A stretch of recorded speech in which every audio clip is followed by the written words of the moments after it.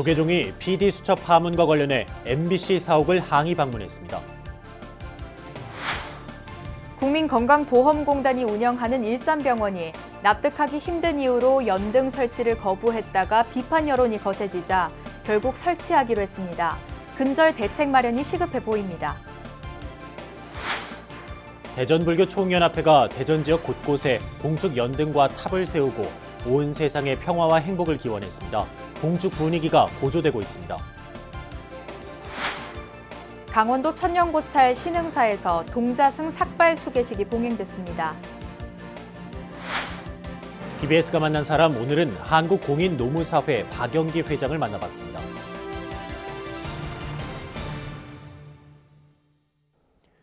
안녕하십니까. 5월 4일 금요일 BBS 뉴스입니다. 조계종이 PD수첩 파문과 관련해 MBC 사옥을 항의 방문했습니다.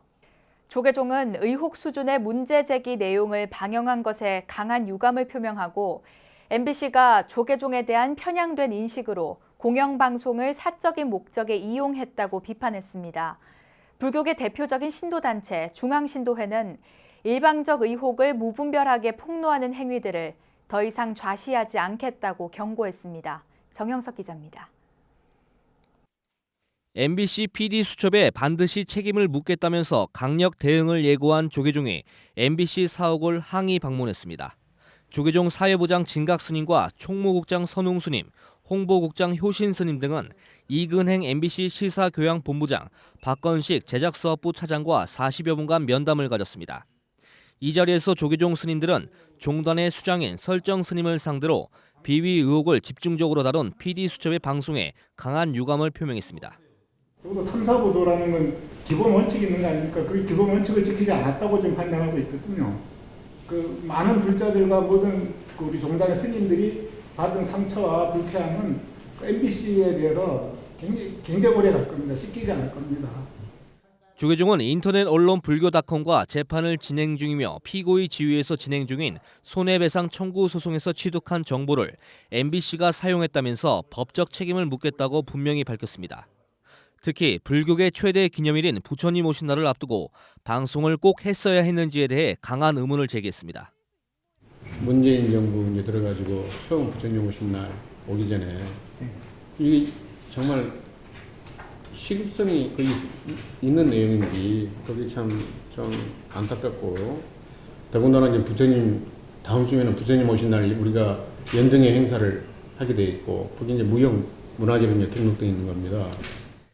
이에 대해 이근행 본부장은 PD수첩의 방송이 2주에서 3주 정도 앞당겨졌다면서 이미 PD와 제작진들의 자율적인 판단에 따라 취재 진행 상황을 보고받았다고 말했습니다.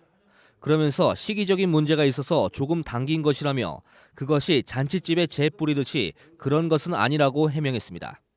또 기독교를 취재했더라도 12월 초에 낼 수도 있었을 것이라고 생각한다고 밝혔습니다. 불자들 입장에서는 어떤 불쾌감들이나 분노를 가지실 수 있는데요. 저희들은 또 그걸 고려해서 또 너무 지나치게 정치적으로 그 제작된 프로그램들을 시기를 조율하고 이런 것도 저희들 원래 본래적인 그 직업윤리 또는 기준에 맞춰서 지나치게 또 재는 것은 올바르지는 않고요. 조계종은 MBC PD수첩 방송과 관련한 종단의 입장문을 이근행 본부장에게 전달했고 사과 방송을 요구했습니다. 만약 사과 방송이 없다면 조계종의 입장을 받아들이지 않은 것으로 판단하겠다고 경고했습니다. 이런 가운데 조계종을 대표하는 신도 단체들도 잇따라 입장문을 내고 MBC PD수첩을 강도 높게 비판했습니다. 조계종 중앙신도회는 명확한 검증 없이 진실과 괴리된 왜곡된 내용을 보도한 PD수첩의 무책임한 행위를 엄중 규탄한다면서 더 이상 좌시하지 않을 것이라고 천명했습니다. 조계종 포교사단은 PD수첩에 대해 종단을 분열과 혼란으로 이끄는 불의한 세력의 일방적인 주장만을 담은 불공정한 방송이며 회불 언론의 청부 방송이라고 규정했습니다. 조계종의 이 같은 강경 대응에 대해 MBC 측이 어떻게 대응해 나갈지 불교계 안팎의 눈과 귀가 쏠리고 있습니다. BBS 뉴스 정형석입니다. 부처님 오신 날을 앞두고 전국 곳곳에서 연등이 불을 밝혀 봉축 분위기를 고조시키고 있는데요. 하지만 국민건강보험공단이 운영하는 일산병원이 납득하기 힘든 이유로 연등 설치를 거부해 논란이 빚어졌습니다. 불교계의 강력한 반발로 뒤늦게 연등을 설치하기로 했지만 전통 문화에 대한 인식 부족과 종교 편향 습성이 빚어낸 이런 일들이 곳곳에서 비일비재해 대책 마련이 시급해 보입니다. 조윤정 기자가 보도합니다.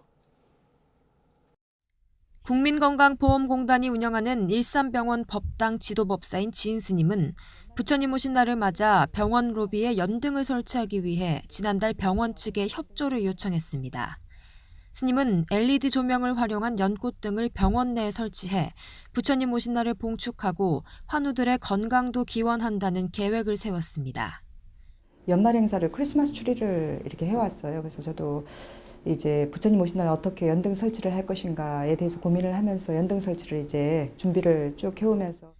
하지만 병원 측은 병원 로비에 연등을 설치하는 것은 곤란하다는 입장을 전해왔습니다. 연등이 특정 종교의 시설물로 인식되고 있어 병원 내에 설치되면 환자들에게 불편을 줄 수 있다는 이유에서입니다.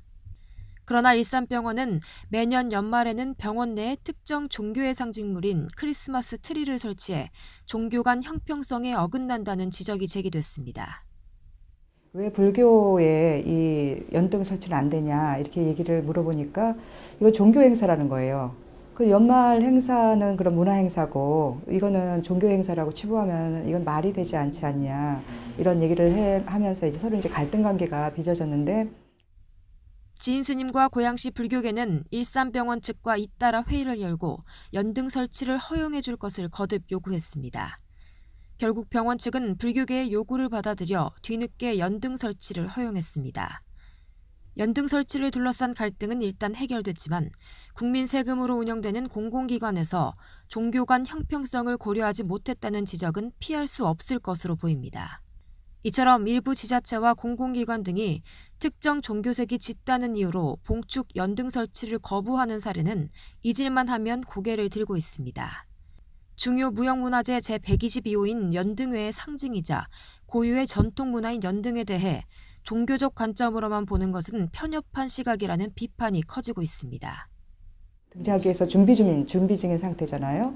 그래서 그 답을 기다리고 있고 앞으로 그런 문화 행사로서 지금 국가에서도 지원하고 있는 상태고 그런데도 불구하고 이런 관공서라든지 이런 또 병원이라든지 이런 데서 우리 국민들이 아직 인식을 못하고 있는 것 같아요. BBS 뉴스 조윤정입니다.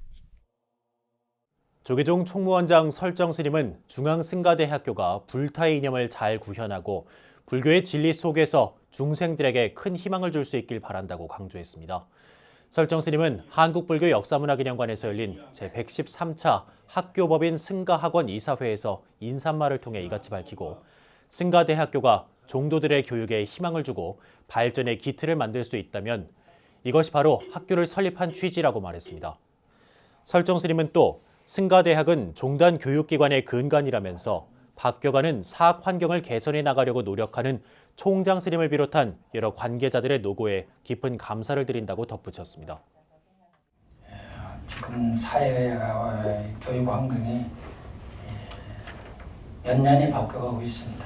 그 바뀌어가는 사학 환경을 개선해 나가고 또 뭔가 발전을 위해서 노력하시는 학장스님 또 관계자 여러분들께도 감사를 드립니다.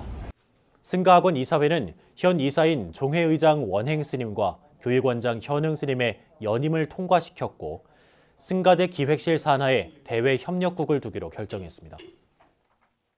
대한불교진흥원이 불교의 현대화와 국제화, 인재 발굴을 위해 제정한 원효 학술상의 9번째 수상자로 전현수 정신과 전문의 등이 선정됐습니다.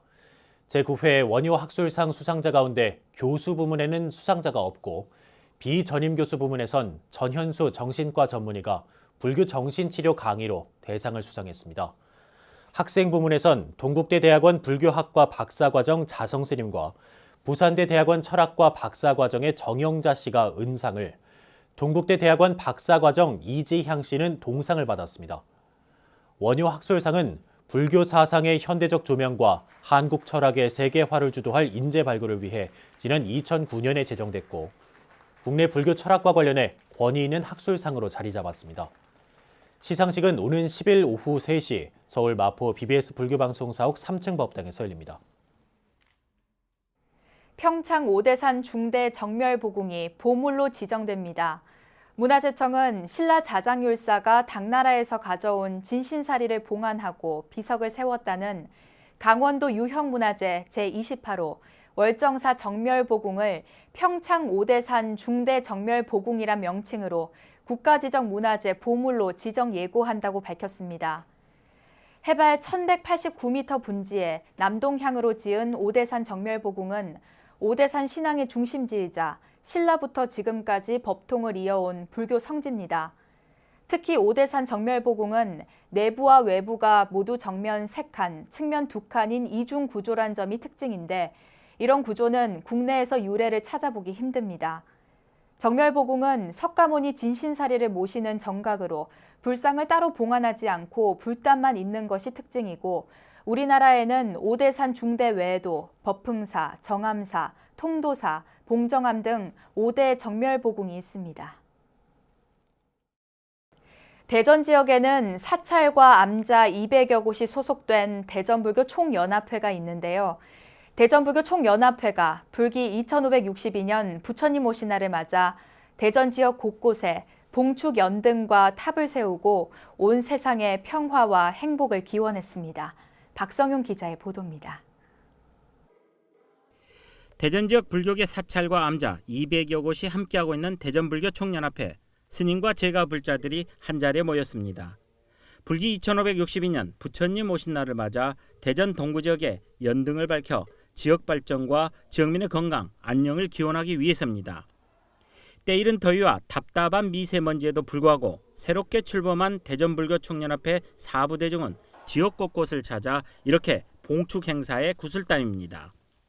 더구나 올해 부처님 오신 날은 남북 정상회담과 북미 정상회담으로 다른 어느 해보다 한반도 평화와 민족 번영이 화두로 떠올라 있습니다. 올해는 부처님 오신 날 맞이해서 남북 정상들이 이렇게 같이 만나서 한반도 평화와 안정을 위해서 염원하듯이 우리 2천만 불자들도 같이 함께 손을 합장하는 마음으로 소원하고 염원해서 꼭 통일의 문화가 이루어질 수 있도록 우리 함께 기도해야 되겠습니다. 사찰 종무소와 법당 등 곳곳에서 봉축 행사 준비로 여념이 없는 불자들 역시 여느 해와 다른 지극한 축원과 기쁨의 마음으로 손을 모았습니다. 네, 부처님 오신 날을 맞이해서 모든 분들이 등을 하나씩 다시면서 모두 소구소원하는 거 모두 이루어졌으면 좋겠고요. 모두 건강했으면 좋겠습니다. 좋은 일을 하면 좋은 일이 생깁니다. 많이 오세요. 모든 분들이 행복하고 부처님의 복 가피를 많이 받으시기를 바라는 마음에서 봉사하고 있습니다. 부처님이 오신 진정한 뜻을 새겨 모두가 평화롭고 행복하길 비는 마음은 스님도 예외가 아니었습니다. 대전불교 총연합회에서는 출가자와 제가자가 모두 함께 일심동체로서 부처님 오신 날을 기쁨과 찬탄 공양을 올려서 대전불교의 모든 불자들에게 희망과 용기를 주고 소원을 이룰 수 있는 그러한 연등 밝히기에 최선을 다하고자 준비하고 있습니다. 대전 지역 불교계는 이렇게 준비한 봉축 행사를 오는 12일과 14일 대전 남문광장과 광수사 등지에서 공동 법회와 축제로 선보이며 봉축 열기를 확산해 나갈 예정입니다. 여기에는 대전 시민은 물론 다문화 가족, 이웃 종교인도 초대돼 함께 어우러지고 서로의 행복과 세상의 평화를 손모을 예정입니다. 대전 지역 불자는 보통 60만으로 회자되지만 올해 부처님 오신 날을 맞아 한반도 평화와 행복을 바라는 마음은 대전 시민 모두라 해도 과언이 아닙니다. BBS 뉴스 박성령입니다. 강원도 천년고찰 신흥사에서 동자승 삭발수계식이 봉행됐습니다. 부모님의 품을 떠나 부처님의 품으로 안기는 천진불, 동자승들의 눈망울에서 동심이 곧 불심이라는 걸 깨달을 수 있었는데요.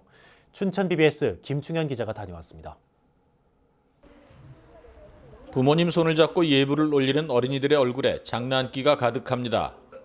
천진한 모습으로 옆 친구와 장난을 하고 예불 의식이 지루한 듯 몸을 비틀기도 합니다. 신흥사 천진불 동자승 단기 출가 수계식에 참여한 어린이들입니다. 곧 이어 삭발이 시작되자 머리를 깎기 싫다고 울음을 터뜨리기도 했지만 의젓하게 스님들 손에 머리를 맡깁니다. 삭발이 끝나자 언제 울었냐는 듯 수줍고 밝게 웃음을 보이기도 했습니다. 삭발을 마친 후 승복으로 갈아입고 개첩을 받으니 이제는 어엿한 스님이 됐습니다. 스님 할 거예요? 애기 스님 할 거예요? 애기 스님이요. 부처님이 될 거예요. 신흥사 천진불 동자승 단기 출가를 통해 스님이 된 8명의 아기 스님들은 앞으로 부처님 오신 날까지 속초 지역 봉축 행사에 참여하며 봉축 분위기를 고조시키는 데 일조하게 됩니다. 자비 나눔으로 치러지는 연등 축제 자리와 전통문화 한마당 축제 등 봉축 행사에 참석해 부처님 오신 날을 더욱 빛나게 합니다. 우리 동자 스님들의 맑은 얼굴이 곧 부처님의 얼굴이요. 우리 동자 스님들의 해맑은 미소가 곧 부처님의 미소입니다. 오늘 이후 우리 동자 스님들은 대한불교 조계종 제3교구 본사 신흥사의 얼굴이자 부처님 오신 날의 홍보대사로서 다채로운 활동을 하게 될 것입니다. 동자 스님들은 길지 않지만 출가 생활을 체험하고 부처님 품 안에서 자람으로써 미래 한국 불교를 짊어지고 나갈 인재가 될 인연의 씨앗을 심었습니다. 5월 싱그러운 하늘만큼이나 환하고 천진한 스님들의 미소가 부처님께서 이 땅에 오신 뜻을 되새기게 합니다. 신흥사에서 BBS 뉴스 김충현입니다. 이어서 꼭 짚어봐야 될 뉴스들을 모아봤습니다. 오늘의 알찬 뉴스입니다. 서울 조계사가 어린이날을 맞아 조계사 불교학교 어린이들과 가족들을 위한 아이조와 어린이날 행사를 개최합니다. 내일 행사에서는 버블 매직쇼와 친환경 모래놀이, 페이스 페인팅, 차 시음과 다식 만들기, 연꽃컵 등 염주 만들기, 엄마 아빠 놀이대회 등 다양한 프로그램들이 마련됩니다. 오는 10월 14일까지 국립현대미술관 덕수궁관에서 대규모 근대미술 전시회가 열립니다. 이번 전시회엔 이중섭, 박수근 화백의 작품을 비롯해 회화와 조각, 공예 등 근대미술 주요 작품 90여 점이 전시되고 건축도면 30여 점과 아카이브 100여 점도 함께 전시됩니다. 불교계가 운영하는 위안부 할머니들의 쉼터 나눔의 집이 어버이날을 맞아 할머니들을 위한 효 잔치를 개최합니다. 내일 행사는 어머님 은혜 합창과 카네이션 선물 전달, 후원과 봉사자 감사패 수여, 축하 공연 등으로 진행됩니다.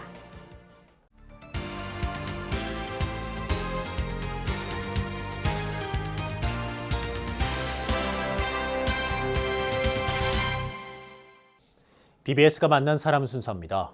문재인 정부가 최저임금 인상과 근로시간 단축을 추진하면서 우리나라 노동 관행이 커다란 변화를 맞게 됐습니다. 이 때문에 노동 분쟁 사건의 예방과 신속한 해결, 기업의 합리적인 인사관리 등 공인노무사의 역할이 점차 중요해지고 있는데요. 한국공인노무사회 박영기 회장을 전경윤 보도국 문화부장이 만났습니다. 네, 회장님 안녕하십니까? 네, 안녕하십니까? 네, 오늘은 한국공인노무사회 박영기 회장님을 모셨습니다. 공인노무사회 회장을 맡고 계신데 1월부터 회장이시죠? 예, 올 1월부터 취임했습니다. 예. 저희가 이제 공인중개사, 공인회계사, 공인노무사 이렇게 다 알고 있습니다만 상대적으로 공인노무사가 좀 덜 알려진 게 아닌가 이런 생각이 드는데 공인노무사회라는 게 어떤 조직인지 좀 소개해 주시죠. 예, 공인노무사회는 이제 1986년 그 4월 16일 날 이제 창립이 됐고요. 전국에 3,000명의 이제 공인노무사들이 지금 소속돼 있습니다. 올해 이제 신입으로 300명을 뽑게 되는데 매년 좀 많이 좀 늘고 있고요. 아마 우리 국민들이 공인노무사 하면 아직도 약간 낯설긴 하실 텐데 그 공인노무사는 이제 노동관계 법령, 이제 근로기준법 등 그 노동관계 법령에 따른 이제 그 인사 문제, 그 노무 문제를 전문으로 하는 그 전문 자격사고요. 뭐 임금이나 뭐 해고 또는 뭐 그 산재, 예, 그다음에 노동조합이나 뭐 파업 등 그런 노사 간 그 발생하는 그 분쟁을 조정하고 해결하는 그래서 좀 문제를 원활하게 해결하는 그런 그런데 조력하는 그런 전문 자격사입니다. 알겠습니다. 자, 요즘 노동 현장의 이슈라 하면 아무래도 최저임금 문제, 이 문제에 대해서 지나치게 올렸다라는 주장도 있습니다. 그리고 또 임금 격차 해소라든지 여러 가지 또 긍정적인 효과도 있다라고 뭐 정부 입장이 또 예. 그렇고 이 문제에 대해서는 회장님께서 어떻게 보십니까? 최저임금은 제가 보기엔 지난 대선 때 후보분도 다 이렇게 인상에 그 10,000원까지의 인상에 동의를 하셨던 사안이거든요. 좀 언제 할 거냐, 이제 어떻게 할 거냐에 좀 강론은 좀 다를 수 있어도요. 그래서 네. 저도 이제 최저임금 인상 자체는 이제 동의를 할 예, 수밖에 예. 없다고 보고요. 예. 대신 이제 그렇게 좀 많이 올라가면서 발생할 수 있는 예. 그런 문제점들을 좀 해소하는 방향으로 그 정부 정책을 좀 더 펴야 되지 않나. 그래서 이제 일자리 안정자금 사업 이런 것들이 지금 그 진행되고 그렇습니다. 있는데요. 예. 그러니까 그 작년 최저임금이 16.4% 올랐어요. 예. 이게 이제 평균 이제 매년 인상률이 7.4% 정도였거든요. 그러니까 9%가 더 된 거죠, 한 해에. 그래서 그 9% 정도를 중소사업주에게 좀 보존해주는 그런 사업이 그 일자리 안정자금 사업입니다. 자, 이 노동시간 단축 예. 이것도 아주 중요한 과제인데 그렇죠. 물론 세계적인 추세는 예. 좀 단축되는 예. 추세고요. 예. 프랑스 같은 경우가 상당히 많이 예. 줄인 걸로 알고 예. 있는데 이 문제 우리 노동 현실에 맞게 또 해야 될 것 같은데 예. 어떻게 해야 된다고 보십니까? 그러니까 이제 우리가 법정 노동 시간이 일주 40시간인데 예. 또 합의 연장 근로라고 그래서 이제 근로자하고 사용자가 합의하면 12시간 더 가능합니다. 그래서 일주에 52시간 가능한데 이전에 우리 고용노동부 정부행정에서는 휴일 근로는 또 이 법정 노동 시간에서 제외를 했어요. 그게 토요일, 일요일 8시간씩 해서 16시간.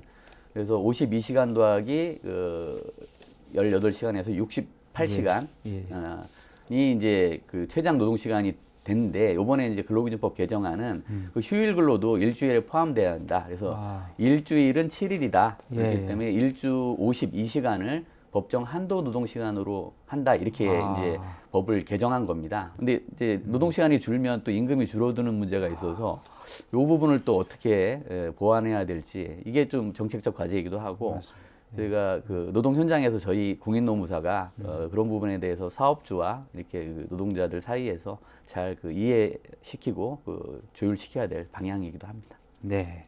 사실 노사관계 하면은 늘 대립과 예. 갈등의 관계 이렇게 인식이 돼 있기 때문에 사실 종교 특히 이제 불교에서 보면은 서로의 차이를 인정하고 그렇죠. 함께 상생하자 이런 가르침을 매우 중요하게 여기는데 이런 게 좀 접목됐으면 좋겠다는 생각이 드는데 어떻게 보시는지요? 이거 아주 좋은 말씀이고요. 그걸 이제 화쟁이라고 예, 하죠. 예.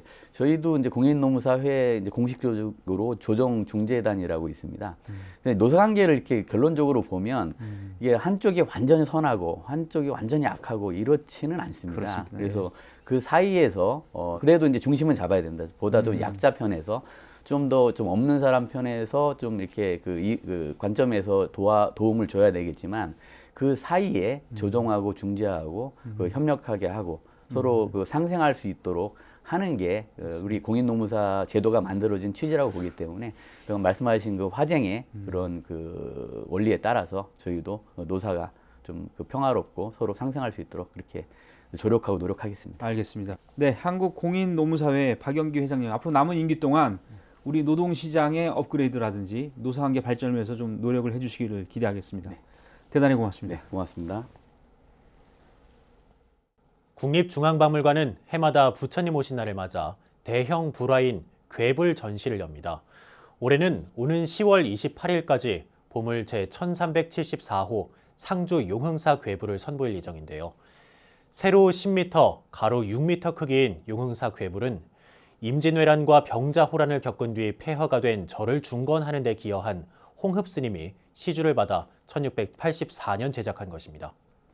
석가모니불을 중심으로 왼쪽에는 약사불, 오른쪽에는 아미타불을 그렸고요.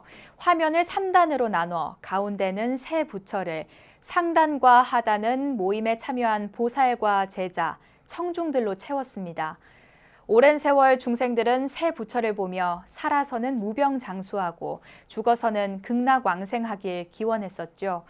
현존하는 괴불 110여 점 가운데 새 부처를 함께 그린 작품이 5점뿐이란 점에서 상주 용흥사 괴불은 매우 귀중한 사례입니다.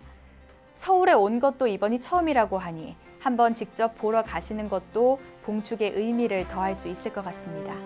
네, 이상으로 5월 4일 금요일 BBS 뉴스 마칩니다. 여러분 고맙습니다.